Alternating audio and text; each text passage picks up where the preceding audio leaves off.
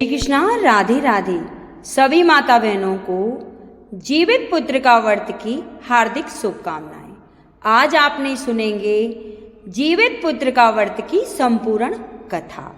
जीतिया का व्रत हिंदू धर्म में संतान की लंबी उम्र और मंगल कामना के लिए किया जाता है। माना जाता है कि इस व्रत को जो भी माँ करती है उनकी संतान को लंबी उम्र और जीवन भर दुख और तकलीफ से सुरक्षा मिलती है। जो कोई भी स्त्री इस व्रत की कथा सुनती है उसे कभी भी अपनी संतान के वियोग का सामना नहीं करना पड़ता है। अब आइए श्रवण करते हैं जीवित पुत्र का व्रत की संपूर्ण कथा। दुखनी और सुखनी दो बहनें थीं। सुखनी अपने नाम के अनुसार सुखी थी और दुखनी अपने नाम के अनुसार दुखी थी। दोनों एक ही पिता की संतानें थीं, लेकिन उनकी माताएं अलग अलग थीं। दोनों ने राजघराने में जन्म लिया था, लेकिन दोनों की किस्मत अलग अलग थी। राजा की एक रानी थी जिससे काफी समय बाद एक पुत्री का जन्म हुआ था। राजा और पूरे राजमहल में खुशियां फैल गईं, लेकिन वह खुशियां अल्पकालिक साबित हुई। पुत्री के जन्म के बाद ही रानी का स्वर्गवास हो गया, जिससे महल में मातम छा गया और राजा को अपनी पुत्री से नफरत हो गई, क्योंकि वह मानते थे कि उसकी वजह से उनकी रानी उन्हें छोड़कर चली गई है। इसलिए उन्होंने उसे अभागन कहकर उससे दूरी बना ली। राजा ने कहा कि वह कभी इस लड़की की शक्ल भी नहीं देखेगा। महल के सभी लोग और दास दासियां उस बच्ची के प्रति हमदर्दी दिखाने लगे। उन्होंने उसे दुखनी कहना शुरू कर दिया, क्योंकि वह जन्म से ही दुखी थी। राजा के मंत्रियों ने उन्हें समझाया कि बच्ची का इसमें कोई दोष नहीं है, उसकी माँ चली गई है और राजा ने भी उसे छोड़ दिया है, तो उसका क्या होगा। लेकिन राजा ने किसी की नहीं सुनी। दुखनी को दासियों के हवाले छोड़ दिया और खुद दूसरी शादी कर ली। दूसरी रानी महल में आई और समय धीरे धीरे व्यतीत होता चला गया। दूसरी रानी भी गर्भवती हो गई और उसने एक लड़की को जन्म दिया। महल में खुशियां मनाई गईं। राजा भी बहुत खुश थे। उस लड़की का नाम सुखनी रखा गया, क्योंकि उसके आने से महल में बहुत सी खुशियां आ गई थी। राजा और रानी दोनों ही बहुत खुश थे। जब रानी की बेटी हो गई तो वह दुखनी से और भी नफरत करने लग गई। राजा भी उसे अर्थात दुखनी को देखना पसंद नहीं करते थे। बिना माँ की बच्ची राजा और रानी की अपेक्षा का शिकार बन गई थी। धीरे धीरे दोनों बच्चे बड़े हो रहे थे। सुखनी भी दुखनी को पसंद नहीं करती थी। सुखनी हमेशा अच्छा खाना खाती, अच्छे कपड़े पहनती और एक राजकुमारी की तरह जिंदगी जीती थी। दूसरी ओर दुखनी बेचारी जो भी मिलता वही खा लेती और सौतेली माँ की डांट सुनती। कितना भी अच्छा कर ले फिर भी उसे केवल ताने ही मिलते थे कि जन्म लेते ही अपनी माँ को खा गई। धीरे धीरे सुखनी और दुखनी दोनों बहनें बड़ी हो गईं और विवाह के योग हो गईं। जब राजा के सलाहकारों ने दुखनी के विवाह की बात की तो राजा ने कहा, हाँ, विवाह तो मुझे करना है। वैसे भी उस अभागन को इस राज्य से बाहर भेजना है। वह मेरे राज्य पर बोझ है। राजा ने कभी भी अपनी बड़ी पुत्री को प्यार के बोल नहीं बोले थे। जब राजा ने रानी से विचार विमर्श किया कि दुखनी का विवाह करना है तो रानी ने कहा, देखिए महाराज, दुखनी और सुखनी में 2 साल का अंतर है। दोनों विवाह के योग हो गई हैं, लेकिन हमारी सुखनी का भी विवाह करना है। रानी की बात सुनकर राजा कहने लगे, मेरी समझ में नहीं आ रहा कि दुखनी के लिए कैसा वर ढूंढूं, क्योंकि मुझे तो दुखनी से कोई लगाव नहीं है। वह कुलभक्षणी है। मेरे घर में जो कुछ भी बुरा हुआ है उसकी वजह से ही हुआ है। उसने जन्म लेते ही अपनी माँ को खा लिया। जो रानी मुझे जान से भी प्यारी थी वह मुझे छोड़कर चली गई। अगर दुखनी किसी दूसरे के घर भी जाएगी तो वहां भी उसका बुरा साया पड़ेगा और उसके साथ भी कुछ बुरा हो सकता है। मैंने जो आज तक दुखनी का चेहरा नहीं देखा और कभी देखूंगा भी नहीं, लेकिन विवाह तो मुझे ही करना ही पड़ेगा। यहाँ से तो उसे विदा करना ही पड़ेगा। सौतेली माँ कहने लगी, महाराज, दुखनी की शादी किसी गरीब मजदूर के यहाँ कर दीजिए। अगर वह किसी राजमहल में जाएगी तो वहां भी बुरा हो जाएगा। सब लोग हमें ही दोष देंगे। ऐसा अपशगुनी बेटी को हमारे यहाँ क्यों भेजा है? जब सब पहले से ही पता था तो उसकी शादी हमारे राजमहल में क्यों की? इसलिए इसे कहीं गरीब घर में दे दीजिए और मेरी सुखनी के लिए कोई अच्छा राजकुमार ढूंढिए। रानी की बात राजा को सही लगी। राजा राजमहल में आया और अपने मंत्रियों के साथ विचार विमर्श करने लगा। जो मंत्री था वह बड़ा ईमानदार था और राजा के प्रति बहुत ही सहानुभूति रखता था, लेकिन राजा उसकी भी कोई बात सुनने को तैयार नहीं था, क्योंकि मंत्री को दुखनी से बड़ी ही सहानुभूति थी और वह उसे राजा की अनुपस्थिति में अपनी बेटी की तरह मानता था। लेकिन राजा के मन में सिर्फ यह विचारधारणा थी कि दुखनी अपशगुनी है और वह कभी भी सही नहीं रह सकती। जहां भी जाएगी वहां सबका बुरा ही करेगी। राजा के मन में एक दृढ़ धारणा थी कि लेकिन मंत्री जी की बात राजा के सामने नहीं मानी गई। इसलिए नाई और पंडित को बुलाकर दोनों बहनों के लिए राजा ने जैसा वर बताया था वैसा ढूंढने के लिए भेज दिया। नाई और ब्राह्मण दुखनी के प्रति गहरी सहानुभूति रखते थे। पूरी प्रजा भी दुखनी के प्रति हमदर्दी महसूस करती थी, लेकिन राजा के डर के कारण कोई बोल नहीं सकता था। बेचारे नाई और ब्राह्मण दुखी मन से चल दिए। राजा ने जैसा वर बताया था उसी तरह का ढूंढने के लिए वे राज्य से काफी दूर एक गांव में पहुंचे। गांव में ठीक ठाक था, लेकिन एक नदी के किनारे एक झोंपड़ी थी। एक बूढ़ी औरत बाहर चबूतरे पर बैठी अपने बालों में कंघी कर रही थी। वह बहुत ही बूढ़ी थी। उसका घर भी भिखारी बना पड़ा था। नाई और ब्राह्मण जब उसके पास पहुंचे तो पूछने लगे, मैया, तुम्हारे घर में कौन कौन है? बूढ़ी औरत ने उत्तर दिया, बेटा, हम तो गरीब लोग हैं, मजदूरी करके पेट पालते हैं। मेरा एक बेटा है जो मजदूरी करता है और जितना कमाता है उससे ज्यादा उड़ा देता है, क्योंकि उसका काम मन में नहीं लगता। जो भी जितना कर सकती हूँ करती हूँ।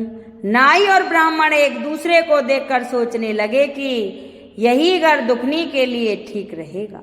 इसलिए उन्होंने बुढ़िया से बात की और कहा कि हम राजा की बेटी का विवाह तुम्हारे घर में करना चाहते हैं। बुढ़िया चौंक कर खड़ी हो गई और कहने लगी, क्यों, तुम दोनों मुझे बुढ़िया के साथ मजाक कर रहे हो? नाई और ब्राह्मण ने बुढ़िया को बैठाया और कहने लगे, माई, हमारी बात ध्यान से सुनो। और वो राजा की बेटी जरूर है, लेकिन ना तो वह तुम्हारे कोई दान दहेज देगा और ना ही तुम्हारे बेटे के साथ शानो शौकत से राजा अपनी बेटी का विवाह करेगा। वह बेचारी दुखिया है, तुम उसे माँ का प्यार देना। वह बहुत ही संस्कारी लड़की है, लेकिन राजा की नजरों में गिरी हुई है। राजा उसे कुलक्षणी और अपशगुनी मानता है। हे मैया, पूरी प्रजा को उससे सहानुभूति है, लेकिन यदि वह तुम्हारे घर आएगी तो तुम्हारा घर स्वर्ग बना देगी। वह बहुत ही अच्छी लड़की है, लेकिन राजा के खिलाफ कोई बोलने की हिम्मत नहीं कर सकता। बुढ़िया माई कहने लगी, ठीक है बेटा, मेरे बेटे का तो विवाह होना ही मुश्किल है। कौन अपनी लड़की मेरे बेटे के लिए देगा?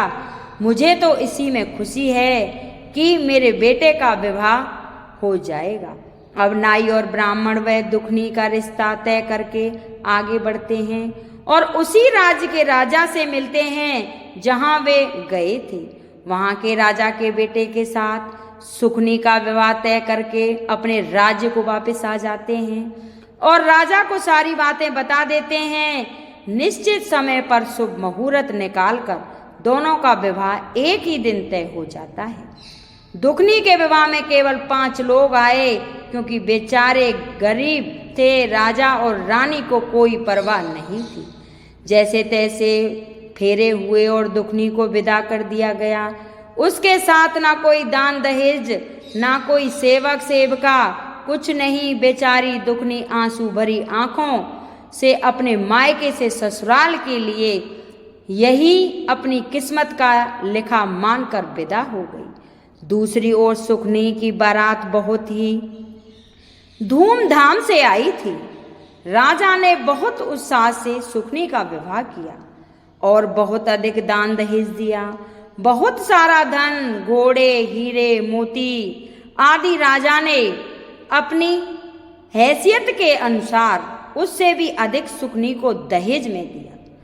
राज्य का राजकुमार और दूसरा राजा बहुत खुश हुए और सुखनी की विदाई बड़े ही ठाट बाट से हुई। दोनों बहनें विदा हो चुकी थी। बेचारी दुखनी झोंपड़ी में आई और अपनी किस्मत पर फूट फूट कर रोने लगी, लेकिन उसने ईश्वर की मर्जी मानकर अपने पति को और सासू माँ की सेवा में लग गई।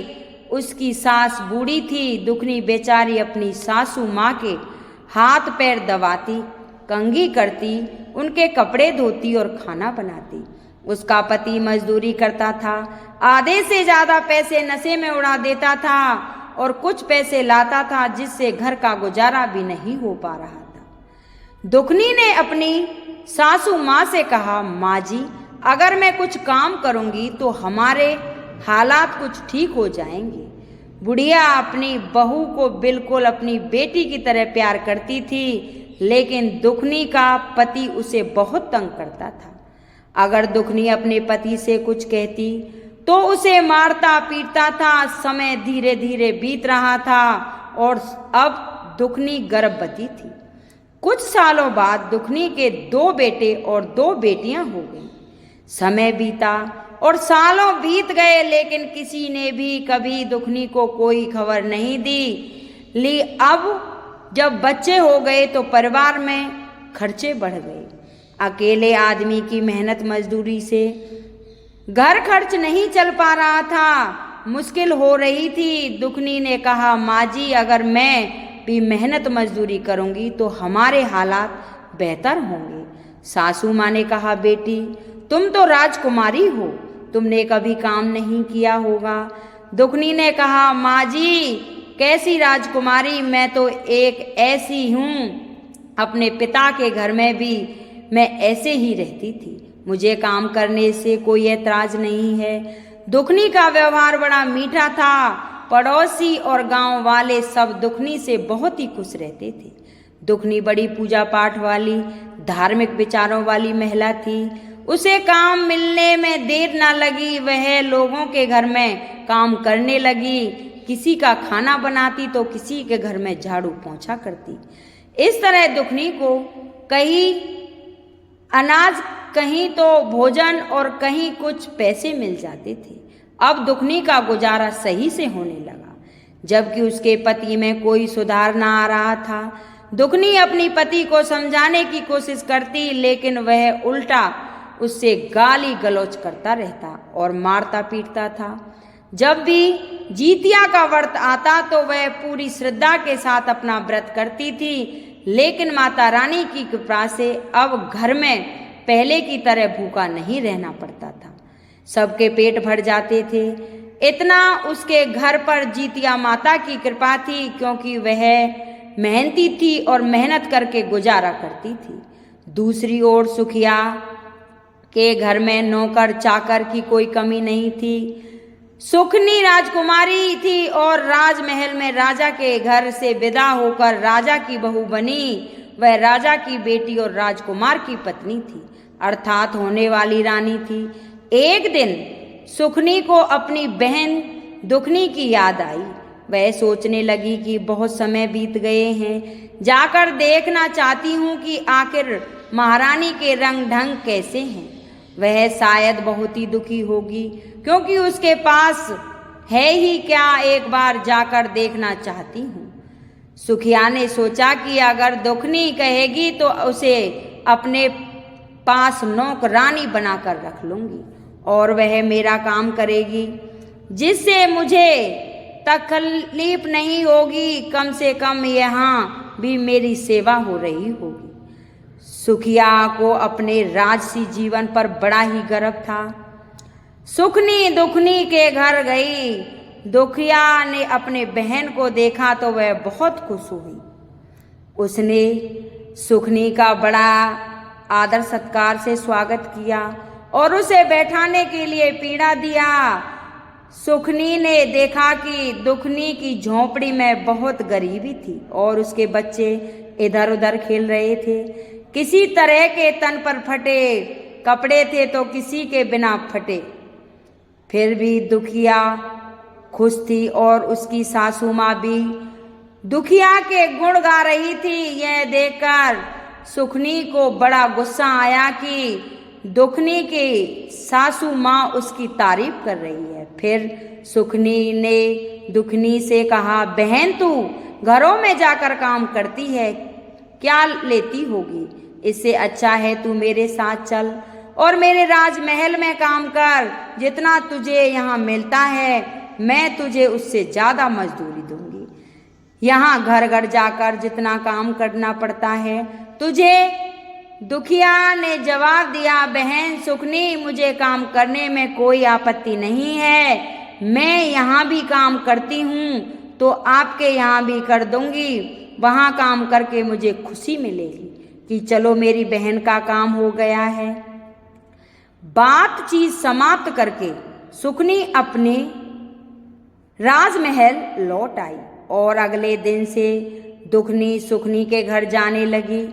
सुखनी दुखनी से बहुत ज्यादा काम करवाती थी, क्योंकि दुखनी को परेशान करने में सुखनी को बड़ा ही मजा आता था। सुखनी को जो भी बासी खाना मिलता उसे वह दुखनी को दे देती और दुखनी उसे खुशी खुशी ले लेती।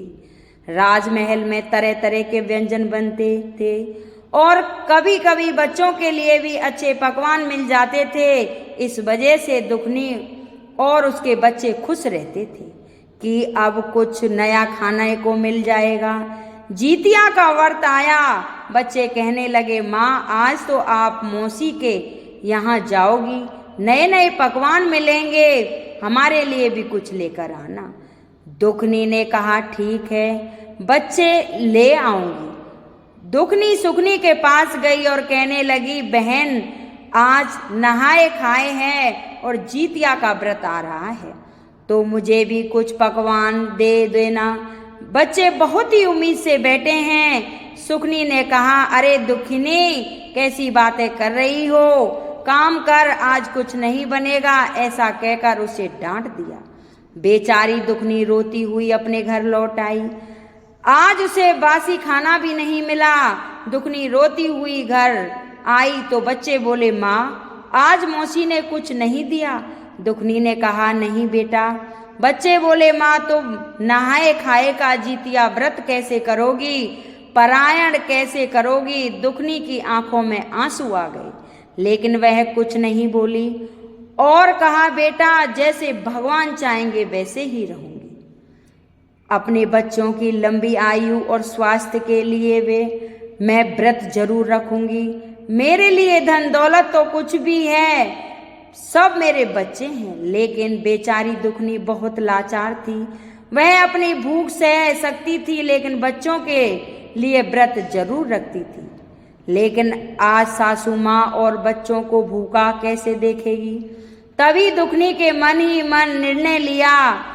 उसने कुल्हाड़ी और रस्सी उठाई और कहने लगी, आज से मैं किसी के घर पर नौकरी नहीं करूंगी और अपना काम खुद करूंगी। जंगल से लकड़ी लाऊंगी और शहर में बेच दूंगी और इससे अपना गुजारा करूंगी। अब वह लकड़ी लाने के लिए रस्सी और कुल्हाड़ी लेकर जंगल की ओर चल पड़ी। अभी समय था, वह लकड़ियां बेचकर अपने व्रत का सामान ला सकती थी। बेचारी जंगल की तरफ सच्चे मन से जीतिया माता का नाम लेते हुए, बच्चों की लंबी उम्र की कामना करते हुए मन ही मन रोती जा रही थी। अपनी बेबसी और लाचारी पर चलते हुए उसने देखा कि जंगल के अंदर एक गाय है जो प्रसव पीड़ा से बहुत दुखी हो रही थी।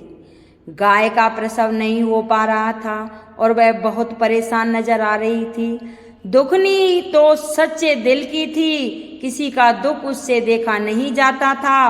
वह गाय के पास जाकर बोली, बहन तुम कौन हो? गाय ने कहा, मेरा नाम दुखनी है।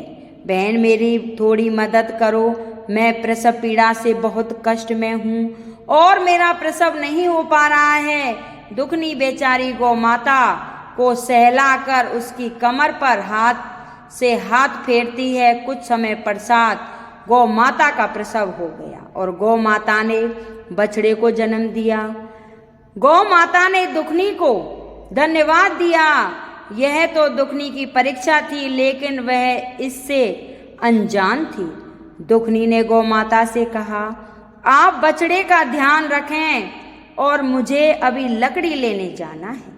गौ माता ने कहा, दुखनी बहन लौटते समय मुझसे जरूर मिलती जाना।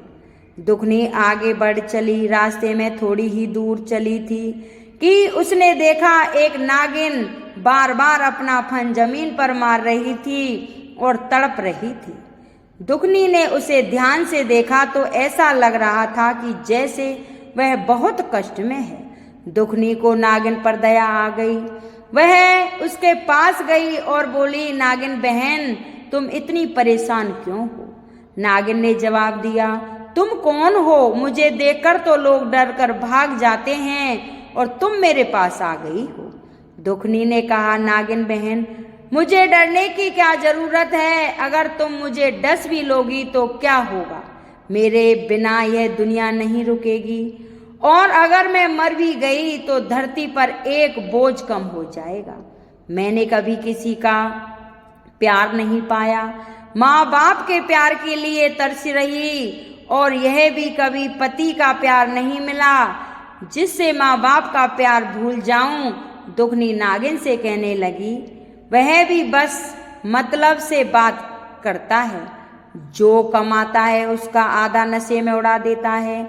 ना बच्चों से मतलब है ना ही मुझसे। जब उसका मन करता है तब घर आता है, नहीं तो नशा करके पड़ा रहता है। नागिन ने कहा, बहन दुखिनी तुम्हारी बातें सुनकर बड़ा दुख हुआ, मैं क्या करूं? मेरी यह कैंचुली नहीं उतर रही है। लोग मुझे देखकर पत्थर मारते हैं और डरते हैं, लेकिन तुम मेरे पास आ गई हो। मेरी यह कैंचुली उतारने में मेरी मदद करो। नागिन की बात सुनकर दुखनी ने उसकी कैंचुली उतार दी। नागिन की तो जैसे सोने की काया हो गई।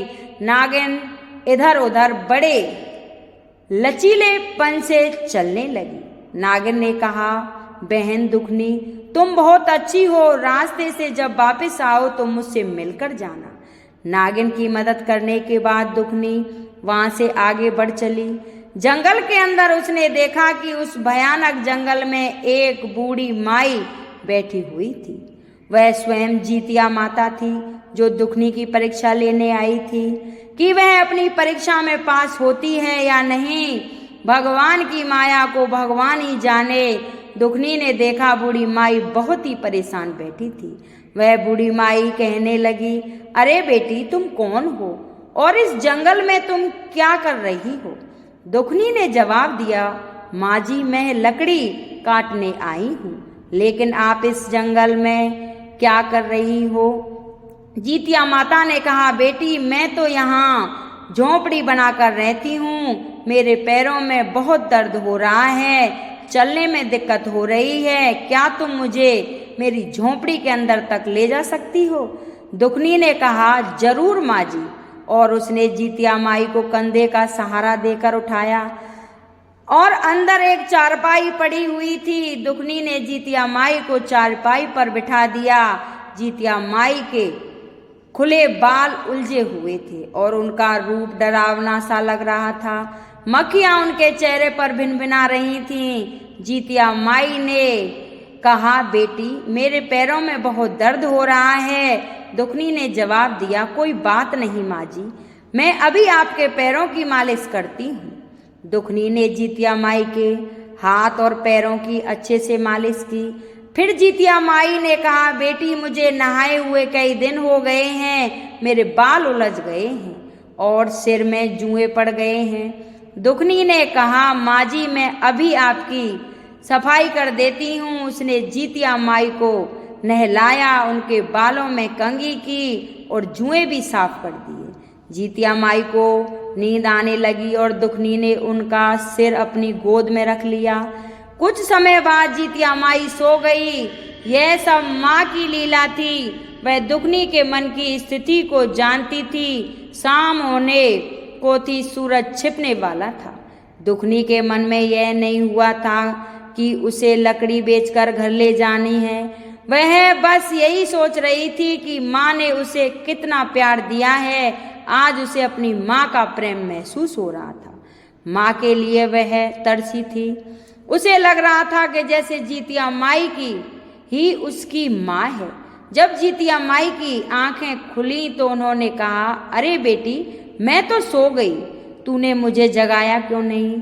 और देख शाम हो गई है, अब तू घर लकड़ी लेकर कैसे जाएगी? बेटा, दुखनी ने कहा, कोई बात नहीं है माँ जी, मैं चली जाऊंगी। इतने दिन नहीं ले जा पाई तो एक दिन और सही, आज नहीं तो कल ले जाऊंगी। जीतिया माई ने कहा, ठीक है बेटी, जरा मेरी ये थैला जो खूंटी से टंगा है मुझे पकड़ा दो। दुखनी ने थैला उठाया और जीतिया माई को दे दिया। जीतिया माई ने उसमें से एक पोटली निकाली और दुखनी को देते हुए बोली, बेटी यह पोटली ले जा, इससे कुछ लाल कपड़े में बंधा हुआ है, इसे घर जाकर खोलना। दुखनी बहुत खुश हुई। वह सोचने लगी कि आज उसने कुछ कमाया नहीं तो क्या हुआ, कम से कम किसी की मदद तो की। यह सोचकर वह मन ही मन में खुश हो रही थी। दुखनी पोटली लेकर आगे बढ़ी तो उसे रास्ते में वही नागिन मिली। नागिन ने कहा, अरे दुखनी बहन, जरा रुको तो सही, मैंने तुमसे कहा था कि मुझसे मिलकर जाना और तुम चुपचाप चली जा रही हो। दुखनी ने कहा, नहीं बहन, बताएं, घर जाने के लिए थोड़ी देर हो रही थी तो सोचा जल्दी निकल जाऊं। नागिन ने कहा, बहन तुमने मुझे 12 वर्ष की कैंचुली से छुटकारा दिलाया है, मैं तड़प रही थी। ये लो मेरी नागमणि, इसे ले जाओ। जिस घर में यह रहेगी वह घर 9 निधि और 12 सिद्धि हो जाएगा। दुखनी बहुत खुश हुई। उसने नाग माता के हाथ जोड़े और वहां से चल दी। थोड़ी दूर ही पहुंची थी कि गौ माता ने आवाज लगाई, अरे ओ दुखनी बहन, कैसे चुपचाप चली जा रही हो? यह जंगल में हम क्या करेंगे, हमें भी साथ में ले चलो। दुखनी ने कहा, गौ माता आप मेरे साथ चलोगी? गौ माता ने कहा, हाँ बेटी, मैं तेरे साथ चलूंगी। अब मेरे दूध तेरे घर के काम आएगा, तेरे बच्चे भूखे नहीं रहेंगे। मेरे दूध को बेचकर तू पैसे कमा सकती है और अपने घर का खर्च चला सकती है। अपने बच्चों को मेरा मीठा दूध पिला सकती है। अब बछड़ा और गाय दुखनी के साथ साथ चलने लगे। दुखनी आगे आगे, पीछे पीछे बड़ी सुंदर सी सफेद रंग की गाय और छोटा सा बछड़ा चल रहे हैं। उनके गले में बंधी हुई घंटी टन टन बज रही थी। वे बड़े आराम से जा रहे थे। जब दुखिया अपने घर पहुंचती तो दुखनी कि सास बैठी हुई उसका इंतजार कर रही थी। कहने लगी, अरे बहू दुखनी, आज तो बहुत समय लगा दिया बेटा। सुबह से तू भूखी थी और आज तूने कुछ खाया भी नहीं है। आज नहाकर खाना खा ले, कल तेरा निर्जल व्रत रहेगा, परसों तुझे पारायण भी करना है, तू कैसे करेगी बेटा। नवमी के दिन वह अपनी सासू माँ से बोली, माँ जी आप चिंता मत करो, मुझे तो लगा ही नहीं कि मैंने कोई व्रत रखा है। मेरे शरीर में तो अजीब सी ताकत का एहसास हो रहा है। मुझे नहीं लग रहा है कि मैं आज इतनी परेशान थी। आज तो मुझे बहुत हल्का और खुशी महसूस हो रही है। जब वह घर आई तो उसने सारी बात अपनी सासू माँ को बताई। उसकी सासू माँ बोली, बेटा आज तुमने तो यह बहुत अच्छा काम किया। फिर उसकी सासू माँ ने चौके को लीप लिया और एक दिया जला दिया। दुखनी ने वहां पर लाल पोटली रख दी। जैसे ही दुखनी ने लाल पोटली खोली, उसमें से सोने चांदी हीरे मोती निकले। यह देखकर दुखनी और उसकी सास की आंखें फटी की फटी रह गईं। बाहर गाय रंभा रही थी। दुखनी बाल्टी लेकर गई तो गाय ने बाल्टी भरकर दूध दिया। सब लोग बहुत खुश हुए। शाम को जब दुखनी का पति मजदूरी करके आया तो उसने देखा कि घर के बाहर गाय बंधी हुई है और अंदर बड़ी रोशनी चमक रही है, क्योंकि वह नागमणि रखी हुई थी। वह बहुत हैरान हुआ और कहा, अरे यह क्या है। दुखनी ने अपने पति को सारी बात बताई। फिर उसका पति दुखनी से माफी मांगने लगा और कहने लगा, दुखनी तुम तो साक्षात लक्ष्मी हो और मैंने आज तक तुम्हारी कदर नहीं की। तुम्हारे दुख को समझने में असफल रहा, मुझे माफ कर दो। दुखनी ने कहा, कोई बात नहीं स्वामी, देर आए दुरुस्त आए, लेकिन मैं इस बात से खुश हूं कि अब तुमने मेरी अहमियत समझ ली है। अब हमारे पास इतना धन है कि हम अपना अच्छा सा काम शुरू कर सकते हैं। उसका पति भी खुश हो गया, क्योंकि अब उसे मजदूरी नहीं करनी पड़ेगी। वह गरीबी से तंग आकर नशा करता था, क्योंकि अपने बच्चों की भूख नहीं देख पाता था और उसका गुस्सा दुखनी पर उतरता था। वह दिल का बुरा नहीं था। अब दुखनी ने कहा, चलो कुछ धन ले लो और बाजार से जीतिया माता के व्रत की तैयारी के लिए सामान दिला कर लाओ। दोनों बाजार गए और सामान लेकर आए। अब दुखनी के घर में जोर शोर से जीतिया माता व्रत की तैयारी होने लगी। 2 दिन बीत गए और दुखनी काम पर नहीं गई। सुखनी को बड़ा आश्चर्य हुआ। वह सोचने लगी कि दुखनी को क्या हो गया है जो अब तक नहीं आई। सुखनी दुखनी के घर गई और कहने लगी, अरे दुखनी तुम काम पर क्यों नहीं आ रही हो। दुखनी ने कहा, अरे बहन, मुझे अब किसी के घर काम करने की जरूरत नहीं है। अगर तुम्हारा मन करे तो तुम्हें मेरे घर काम करने आ जाया करो। सुखनी ने देखा तो उसकी आंखें फटी की फटी रह गईं। दुखनी के घर में हर सुख सुविधा की चीजें मौजूद थीं और घर बनने के लिए मिस्त्री से बात चल रही थी। सुखनी को यह सब देखकर विश्वास नहीं हुआ और वह सोच में पड़ गई कि दुखनी को इतना धन कहाँ से मिला गया। वह गुस्से में बोली, दुखनी सच सच बता, यह सब कहाँ से चोरी करके लाई है, नहीं तो मैं राजा से शिकायत करके तुम्हें कारागार में डलवा दूंगी। बेचारी दुखनी डर गई, क्योंकि वह सीधी सादी थी। कहने लगी, सुखनी बहन, मैंने कोई चोरी नहीं की है, मुझ पर तो जीतिया माता का आशीर्वाद है। उनकी कृपा से ही मेरी समस्याओं का हल हुआ है। दुखनी से सुखनी ने कहा, मुझे पूरी बात बताओ। अब सुखनी के मन में लालच आ गया था और वह जब दुखनी ने अपनी कहानी सुनाई तो उसे भी धन पाने की लालसा जाग उठी। वह बोली, मैं भी जंगल में जाऊंगी और जीतिया माता से धन लेकर आऊंगी। अब सुखनी अपने घर आ गई, लेकिन उसे चैन नहीं मिला। किसी तरह उसने रात बिताई और सुबह उठते ही कुल्हाड़ी और रस्सी लेकर जंगल की तरफ चल दी। उसकी सास ने बोला, अरे बहू कहाँ जा रही हो। बोली, माँ जी बाद में बताऊंगी, मैं कुछ धन लेने जा रही हूँ। उसकी सास कहने लगी, अरे बेटी, मेरे घर में भगवान का दिया हुआ सब कुछ है, हमें और धन की क्या जरूरत है। वह बोली, नहीं माँ जी, आप मुझे करने दो जो मैं करने जा रही हूँ। वह अपनी सासू माँ की बात अनसुनी करके जंगल की तरफ चल दी। जंगल में चलती जा रही थी। जंगल में कुछ अंदर गई तो देखा एक गाय प्रसव पीड़ा से करा रही थी। वह बोली, अरे बहन, तुम कौन हो, जरा मेरी मदद कर दो, मैं दर्द से बेहाल हो रही हूँ, मेरा प्रसव काल है, मुझसे दर्द बर्दाश्त नहीं हो रहा है। गौ माता की बात सुनकर सुकनी कहने लगी, अरे तुझे क्या मैं दासी दिखाई देती हूँ? मैं सुकनी हूँ, इस राज्य के राजा की बहू हूँ। हमारे यहाँ दास दासियाँ काम करते हैं और तुम मुझसे काम करने के लिए बोल रही हो।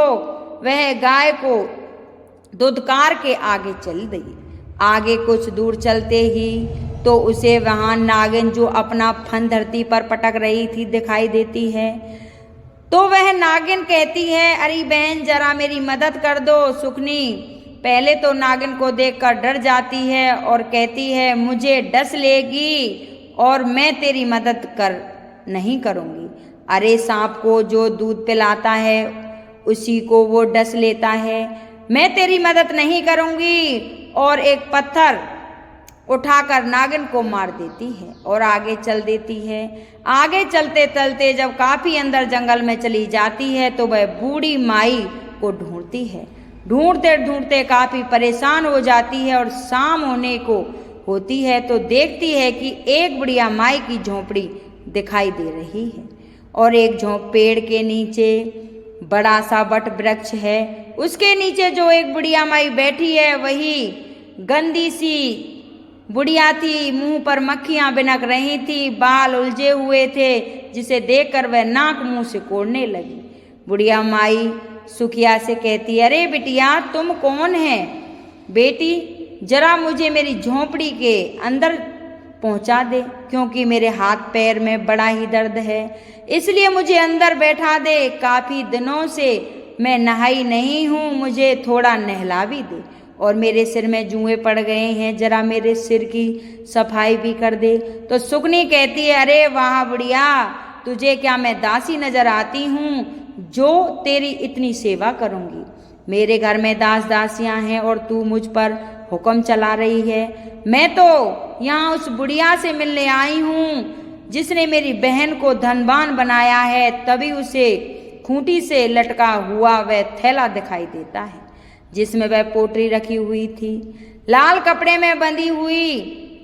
तो वह कहती है, अच्छा, तो यह बुढ़िया है जिसने दुखनी को अमीर बना दिया। वह कहने लगी, बुढ़िया, मैं तेरी सेवा नहीं कर सकती, मुझे तो बस यह पोटली चाहिए। और वह बुढ़िया को झोंपड़ी से वह पोटली उठाकर चल देती है। रास्ते में आती है तो देखती है कि नागिन अभी भी ऐसी ही फन पटक रही थी। थोड़ी दूर जाकर देखती है तो वह गाय भी प्रसव पीड़ा से करा रही थी, लेकिन वह किसी की भी मदद नहीं करती है। उसके दिल में जरा भी दया भावना नहीं थी। घर आ गई। घर आकर बड़ी ही खुशी खुशी अपनी सासू माँ से कहती है, देखो सासू माँ, अब हम और धनी बन जाएंगे, हमारा राजपाट और बढ़ जाएगा, हमारे राजकोष में धन बढ़ जाएगा। मैं ऐसी चीज लेकर आई हूँ। तो उसकी सासू माँ हाथ जोड़ लेती है और अपना माथा पीटते हैं कि पता नहीं कैसी बहू मिली है, संस्कार तो इसमें नाम को भी नहीं। वह अब थोड़ा सा चौका गोबर से दासी से लिपवाती है, क्योंकि खुद तो कुछ करती नहीं थी, और दासी से एक दिया जलवाने के लिए बोलती है। जब उस पोटली को वहाँ खोलती है तो क्या देखती है, वहाँ ढेर सारे कीड़े मकोड़े भिनभिनाने लगे। गंदगी सी हो गई और तरह तरह के कीड़े चल रहे हैं। बड़ी घिनौनी सी स्थिति हो गई। तभी देखते ही कि उसके महल में आग लग गई। अब यह देखकर तो वह घबरा गई। उसकी सासू माँ उसे बड़ी मुश्किल से निकाल कर बाहर लाती है। उसका सारा राजपाट सब धरा रह गया, सब धन जो भी जमा था सब जलकर खाक हो गया। अब उसकी सासू माँ उसे बहुत ताने सुनाती है, कैसी कुलक्षणी आई है मेरे महल में, जब से आई है तब से हमारा राजपाट भी चौपट कर दिया। सबके घर में तो लक्ष्मी आती है जो घर को स्वर्ग बना देती हैं। एक ये आई है महारानी, हमारा सब कुछ जला के राख कर दिया। सुखनी को अपनी करनी पर थोड़ा भी पछतावा नहीं रहता। उसे तो उल्टा अपनी बहन पर गुस्सा आ रहा था कि उसकी बहन ने उसके साथ छल किया है। वह अपनी बहन दुखनी के घर पहुंच जाती है और उससे कहती है, सच सच बता, तूने मेरे साथ क्या छल किया है? तेरे कारण मेरा सब कुछ जलकर नष्ट हो गया है। मेरी सासू माँ मुझे ताने दे रही है। मेरे घर में भूख से मरने की नौबत आ गई है। दुखनी कहती है, बहन मैंने तो सब कुछ तुझे सच सच बताया था, लेकिन तेरे घर में तो सब कुछ था। तू क्यों गई उधर? तुझे तो लालच आ गया ना? लेकिन वह कहती है, नहीं दुखनी, मैं तुझे राजा से दंड दिलवाऊंगी। दुखनी मन ही मन सोचने लगी, मेरे पास तो कोई सबूत नहीं है, और वह रोने लगी। रोते रोते वह जीतिया माता को पुकारती है, कहती है, हे माँ मेरी रक्षा करो।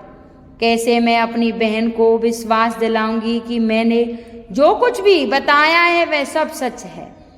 दुखनी की करुण पुकार सुनकर जीतिया माता वहां प्रकट हो जाती है। दुखनी माता को देखते ही उनके चरणों में गिर पड़ती है। सुखनी को देखकर बुढ़िया बनी जीतिया माता कहती है, सुखनी, तेरे लालच के कारण तेरा सारा बुरा हुआ है। तेरे अंदर दया भावना, सेवा भावना कुछ नहीं है। यह बेचारी दुखनी है, ये तो ममता की मूरत है। इसके अंदर इतनी दया भावना है। भगवान तो उसी पर प्रसन्न होते हैं जो दिल के सच्चे होते हैं। लेकिन सुखनी, तेरे मन में तो कपट है। तू दूसरों को देखकर भी खुश नहीं है, इसलिए तुझे सजा मिली है। तुझे तेरी करनी का फल मिला है और दुखनी को उसके पूजा पाठ का फल मिला है। यह देखकर सब दुखनी जैसी रो रही थी तो सुखनी भी माता के चरणों में गिर पड़ती है। उसे अपनी करनी पर अब पछतावा होने लगता है। वह माता से क्षमा याचना करने लगती है और कहती है, माता मुझे माफ कर दो, मुझसे बहुत बड़ी गलती हो गई। तब माता से दुखनी कहती है, माता मेरी बहन को माफ कर दो। तो माता रानी दुखनी से कहती है, देवी तू दुखनी का कितना बुरा चाहती थी, लेकिन दुखनी अभी भी तेरा सुख चाहती है। माता उसे भी सौभाग्य और बेटे का आशीर्वाद देती है और कहती है, तेरा राजपाट पहले जैसा हो जाएगा। और दोनों बहनों को सुखी रहने का आशीर्वाद देकर वहां से जीतिया माता अंतर्ध्यान हो जाती है। सुखनी को सबक सिखाने के लिए यह सब जीतिया माता की लीला थी। अब उसका राजपाट पहले जैसा हो गया। अब सुखनी में बदलाव आ गया। अब वह अपनी बहन दुखनी के साथ अच्छे से बात करती थी, घमंड नहीं दिखाती थी और उसके साथ पूजा पाठ करने लगी। जीतिया माता की कथा सुनती और हर साल दोनों बहनें मिलकर पूजा पाठ करती। अब दोनों बहनें अमीर थीं, किसी के घर में कोई कमी नहीं थी और दोनों बहनों में प्रेम हो गया तथा दोनों प्यार से रहने लगी। अब उन्हें किसी चीज की कोई कमी नहीं थी। हे जीतिया माता, जैसे दुखनी को आए ऐसे सब को आना, जैसे सुखनी को आए ऐसा किसी को मत आना। और जो यह कथा कह रहे हैं और जो यह कथा सुन रहे हैं, जीतिया माता सबकी जो मनोकामना हो वह पूरी करना। बोलो जीतिया माता की जय। अगर ये मेरी कथा किसी को अच्छी लगी हो तो इसे लाइक करें, शेयर करें, सब्सक्राइब करें और कमेंट बॉक्स में जीतिया माता की जय जरूर रहें। बोल जीतिया माता की जय।